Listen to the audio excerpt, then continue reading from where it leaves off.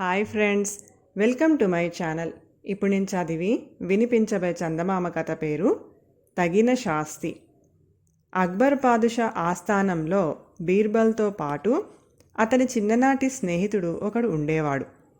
బీర్బల్ తన ప్రతిభ వల్ల పాదుషాకు అభిమాన పాత్రుడయ్యాడు. అతని స్నేహితుడు మాత్రం సంసారపు గొడవల్లో పడి మునిగి తేలుతూ పాదుషాను సంతోషపెట్టలేకపోయేవాడు. అందుచేత బీర్బల్ పైన అతనికి అసూయ ఏర్పడింది. ఒకనాడు పాదుషా అర్థం లేని మాటలకు గూఢార్థం ఉంటుందా అని సభలో ప్రశ్న వేశాడు. వెంటనే బీర్బల్ ఉంటుంది మహారాజా అన్నాడు. బీర్బల్ స్నేహితుడు లేచి, అది అబద్ధం మహారాజా, అర్థం లేని మాటలకు గూఢార్థం ఎలా ఉంటుంది? అలాంటివి నేను ఎన్నో మాట్లాడగలను అన్నాడు. తన స్నేహితుడి దుర్బుద్ధి బీర్బల్కు అర్థమైంది. అతనికి బాగా బుద్ధి చెప్పాలనుకుని బీర్బల్, నువ్వు అర్థం లేని మాటలు కొన్ని చెప్పు, పాదుషావారు సమ్మతిస్తే నేను వాటికి గూఢార్థాలు చెబుతాను అన్నాడు. పాదుషా సమ్మతించాడు. ఆయనకు కావాల్సింది అది. బీర్బల్ స్నేహితుడు గొంతు సవరించుకొని, తల్లికి తండ్రికి పుట్టనివాడు తాగి తండ్రిని కొట్టాడు అన్నాడు. ఈ మాటకు అందరూ ఆశ్చర్యపోయారు. తండ్రికి తల్లికి పుట్టనివాడంటూ ఎలా ఉంటాడు? ఉంటే వాడు తాగి తండ్రిని ఎలా కొడతాడు?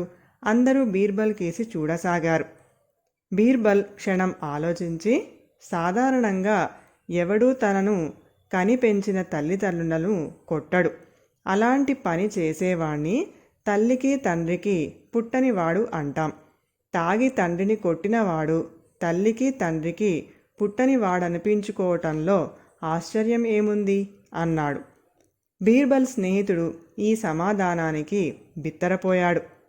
సభికులందరూ బీర్బల్ సమాధానానికి హర్షధ్వానాలు చేస్తుంటే అతనికి మతి పోయినట్టయింది. కొంతసేపటికి అతను తేరుకొని మరో అర్థం లేని మాట ఈ విధంగా చెప్పాడు. పాదుషావారు వేటకు వెళితే తన గూటికి పోతున్న పక్షి పాదుషావారిని చూసి నీటిలో దాగుంది. బీర్బల్ తడుముకోకుండా, అది సహజమే, పాదుషావారు వేటాడుతూ ఉండగా గూటికి వెళుతూ ఒక పక్షి కనపడింది. పాదుషావారు దాన్ని గురిగా కొట్టారు. అది కింద ఉన్న చెరువులో పడి మునిగిపోయింది అన్నాడు. మళ్ళీ సభికులు పెద్దగా హర్షధ్వానాలు చేశారు.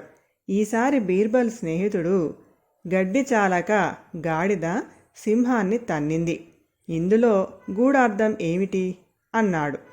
లేకేం, సింహం మృగరాజు, గాడిద సేవకుడు. గాడిదకు గడ్డి చాలలేదంటే జీతభత్యాలు చాలలేదన్నమాట. అందుచేత గాడిద సింహాన్ని తన్నింది. ఇందులో గూఢార్థం ఏమంటే, పాదుషావారు సింహం, మన మిత్రుడు గాడిద, అతనికి గడ్డి అంటే పాదుషావారు ఇచ్చే భత్యం చాలటం లేదు. అందుచేత అతను పాదుషావారిని తన్నాలని చూస్తున్నాడు అన్నాడు బీర్బల్. తనకు అలాంటి దురభిప్రాయం ఎన్నడూ లేదని బీర్బల్ స్నేహితుడు పాదుషావారికి మరీ తెలుపుకున్నాడు.